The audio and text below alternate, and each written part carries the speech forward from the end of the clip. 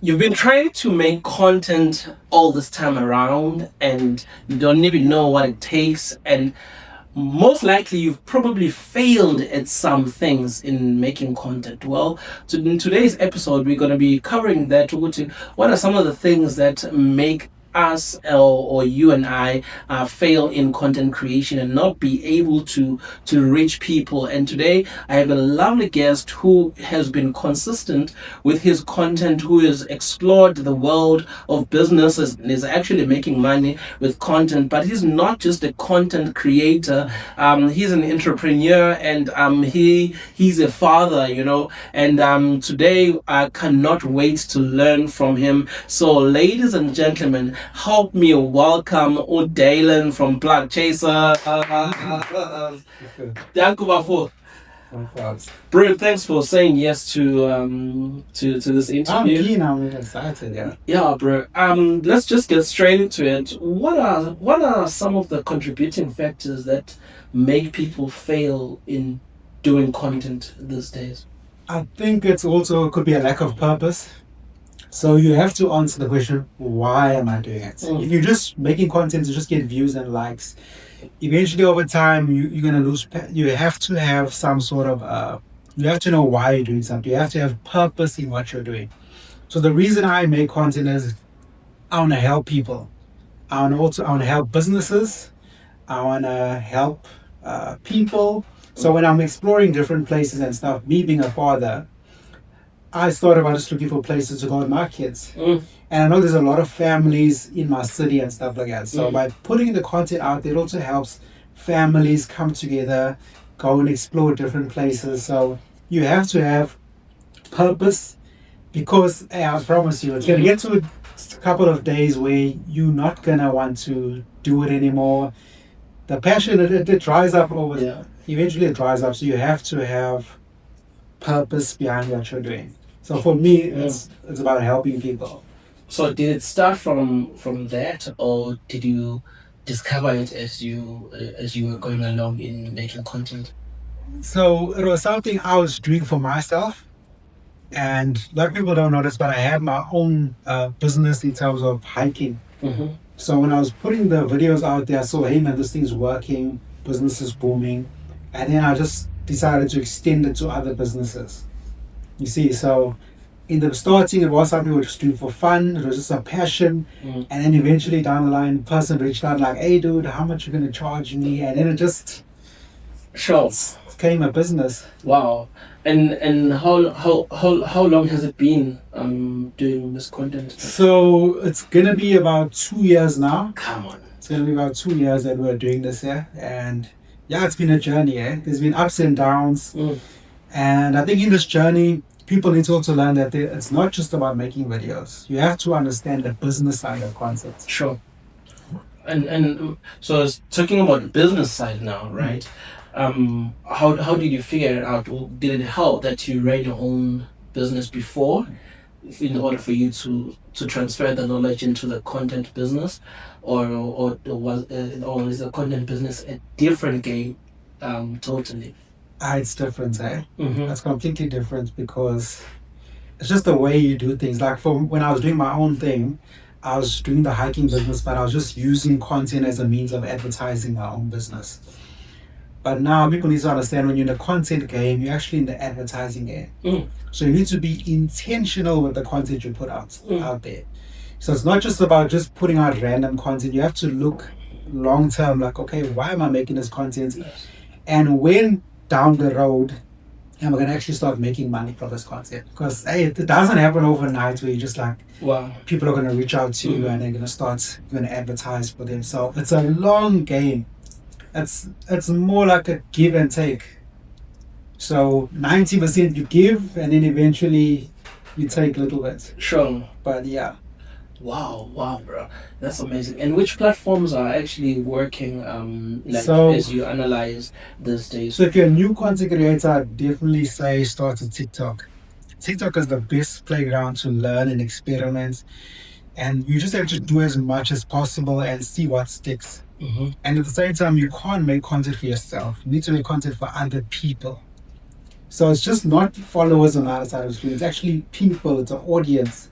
So you need to see what they like, what is sticking with them, and just do more of that. Sure. Just about experimenting, see what works, and just keep doing that same thing.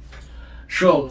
And speaking about changing content into business, was it a thing of when as you're making a video, you know that on the other side of this video there's going to be someone who wants to buy in my business, and how do you not overthink the execution part of things? Because I think most of the people are actually stuck at thinking about the perfect content page.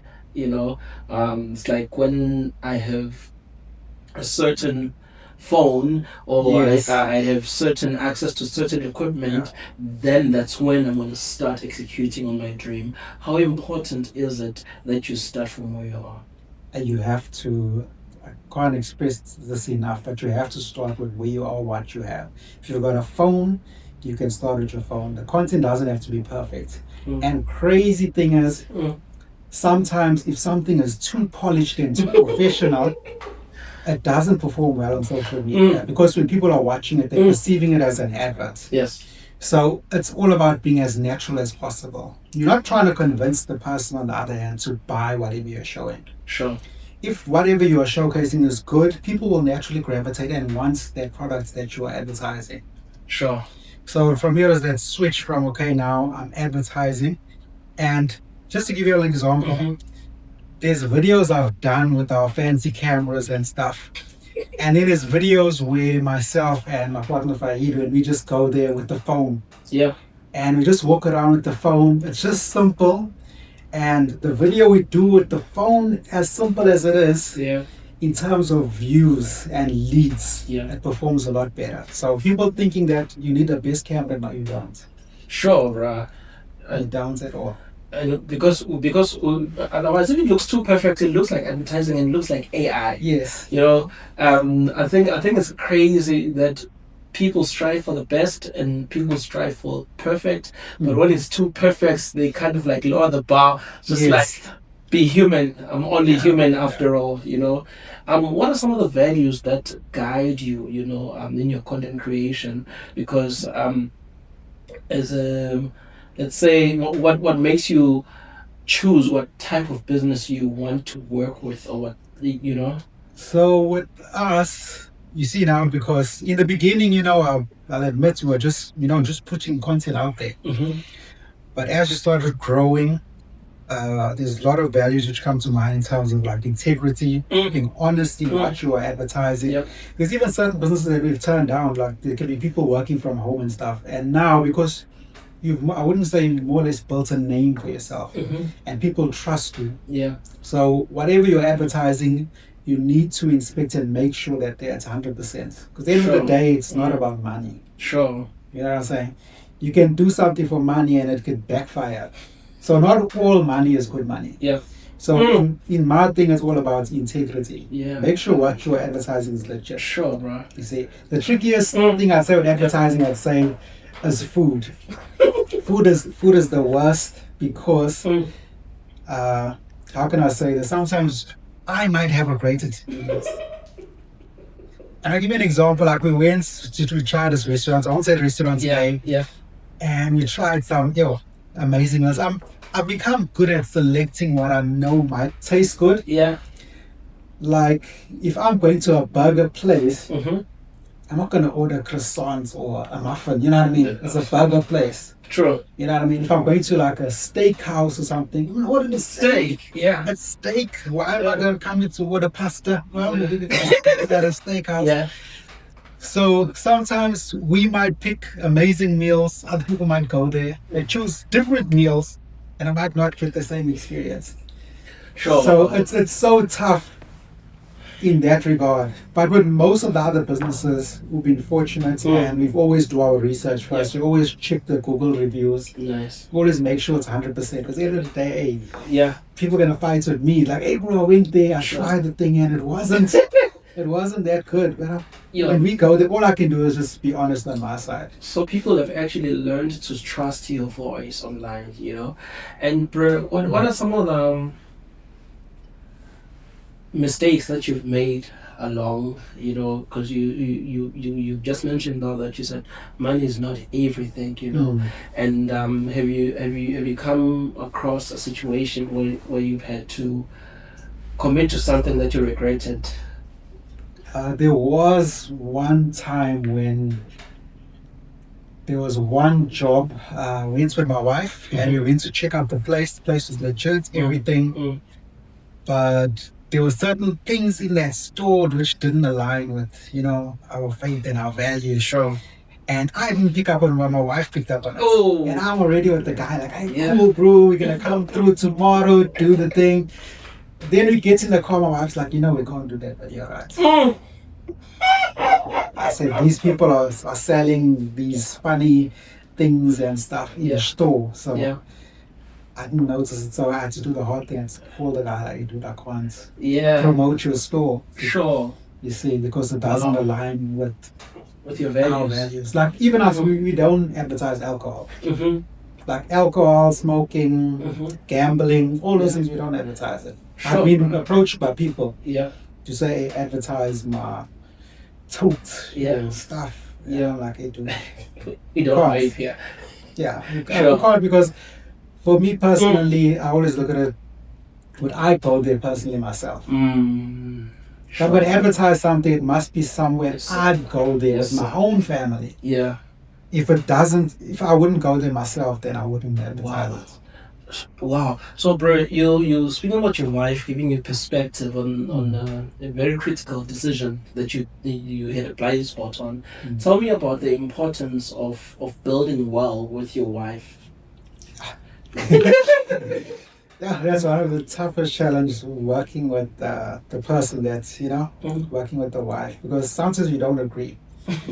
But it's so cool because sometimes she'll pick up on things that I don't notice. Yes, you see, and she'll always try to protect me. So sometimes I can be so excited, I could be focusing what I'm doing, but there'll be things I'll miss on. So just having her in the corner, watching me and just looking out for me, I'd say it saved me a lot of headache and stuff. Especially with like business decisions and stuff.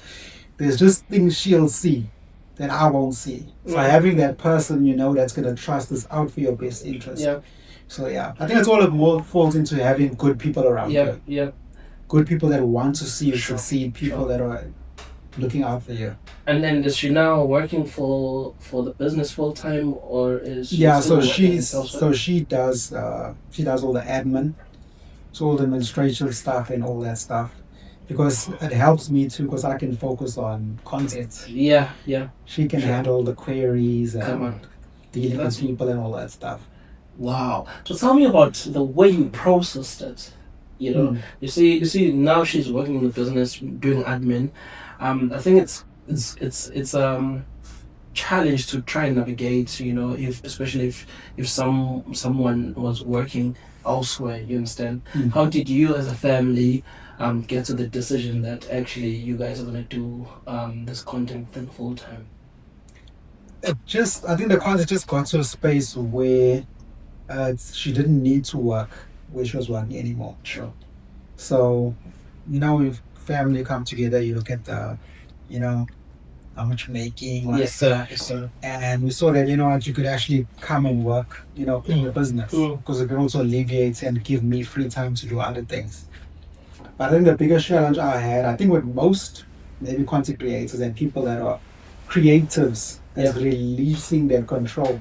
I think that's the hardest thing, because, and I realize sometimes you want to work so much in the business instead of on the business. Yeah. So now, when you, as a content creator, it's all about making the content.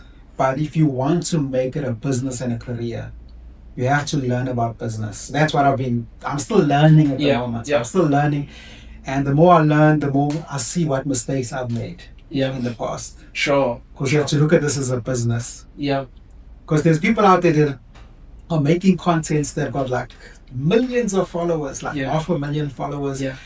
but you'll find that they're actually not making any money from the content. Yeah, yeah. It's either a sideline thing or just something you do on the side. Sure. But if you want to do this thing full time, guys, you have to learn about business, learn about all the different principles, cash flow, how to manage this, Yeah. do these things. And that's what I've been learning. Yo, that's amazing, bro. And how important is it to, how do you balance, bro, kids, wife, business, and everything in between, and church? How do you do it? Give us the antidote, bro. I think it's tough, but the main thing that's been helping me is, I'd say, mentorship, discipleship. So I'd always say, guys, if you want to grow, find people around you that are in positions, like good positions, because they have so much knowledge. Yeah. And I'd say where I am today is because of all the people that have been around me. I've gotten so much good advice from different business owners. And being in the space that I'm in, where I'm advertising to different businesses, we get access to all these different business owners. And I make sure, even though I'm going there to make a video, guys, I always ask questions. Sure. Because there's always something to learn. Yeah. And I noticed the most thing that most business owners I've learned from is all about consistency. Consistency and integrity. Always honor your word. So if you say you're going to do something, always honor your word. Always have integrity and look after your clients and your customers.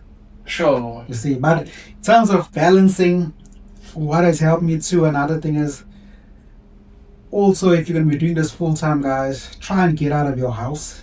Okay. Because I've been working from home.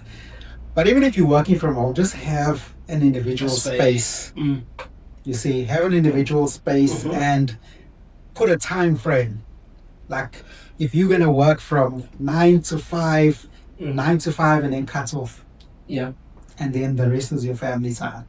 Have you had some experiences where work is chairing your family time? And in the beginning, when I was doing the content thing, I was, guys, I'd be, there's days where I'm like up at like 12, 1 o'clock, I'm editing, I get home with the family for X amount of time, and then the rest of the time I'm just editing and working and editing and working. And sometimes you don't notice it at first, but it took like some bad patches here and there in the business to actually like step back and reevaluate things. And it helped me to get that balance. And another skill I'm still working on is also time management. Yeah. I think we had a conversation last time when you talked about managing your energy. Yeah.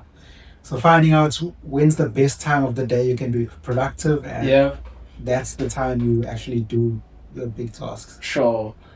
For someone who wants to start content today, bro,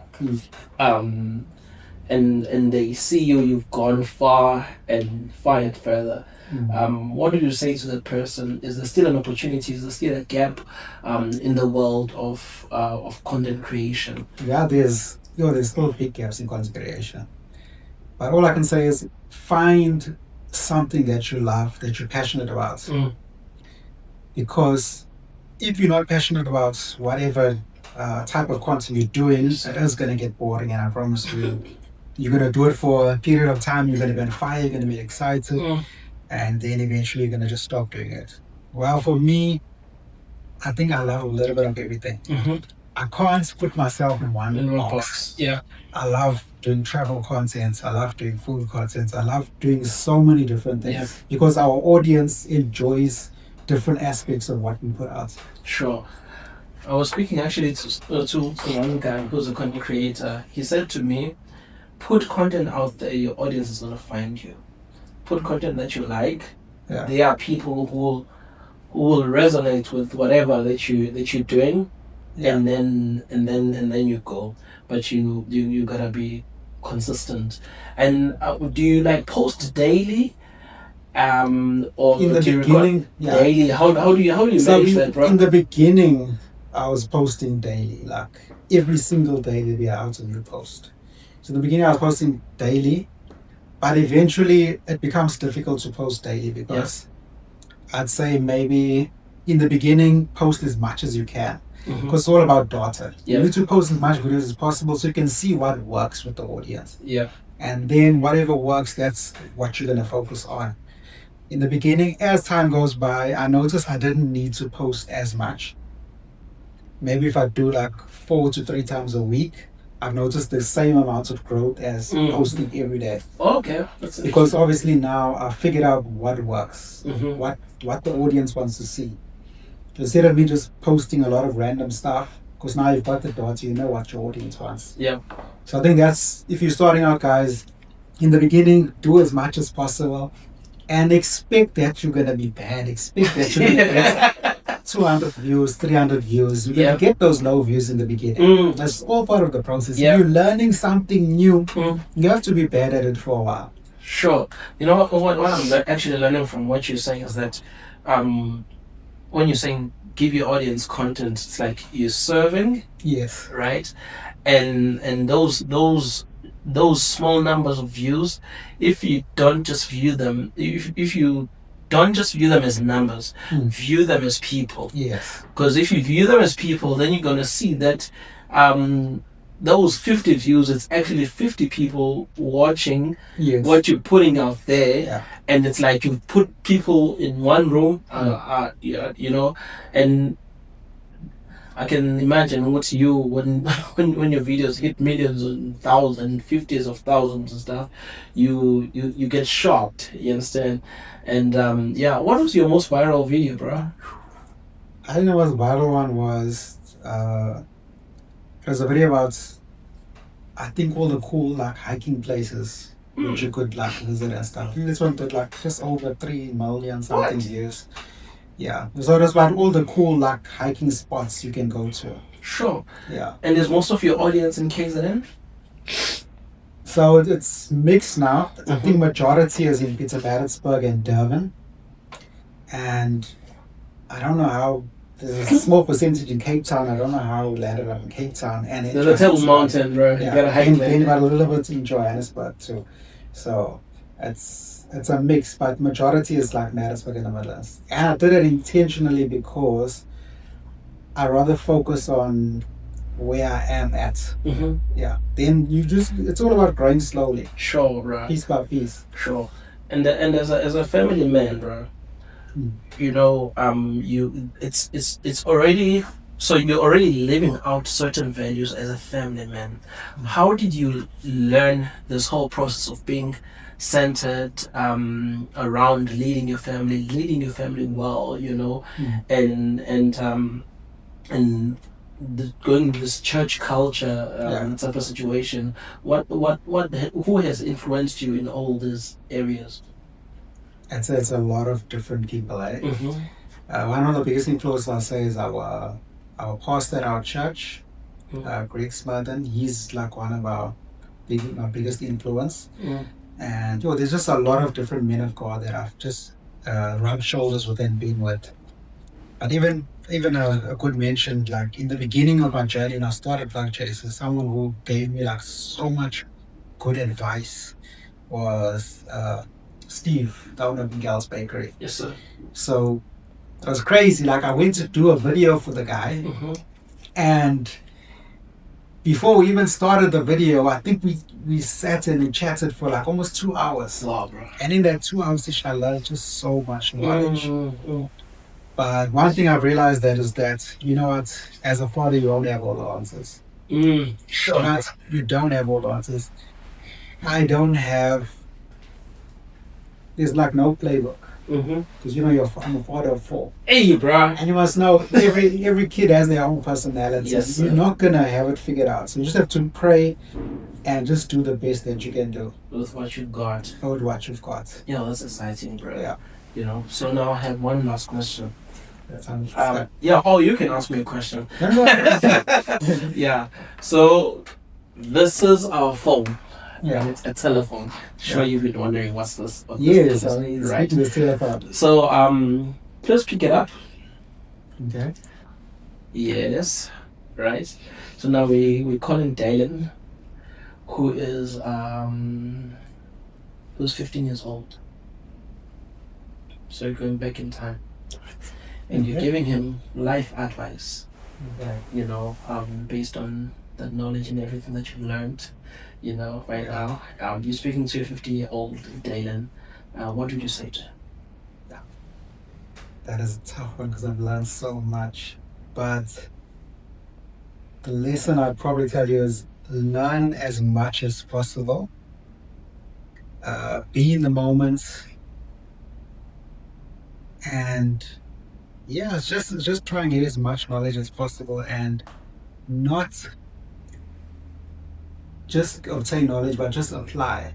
Don't be fearful.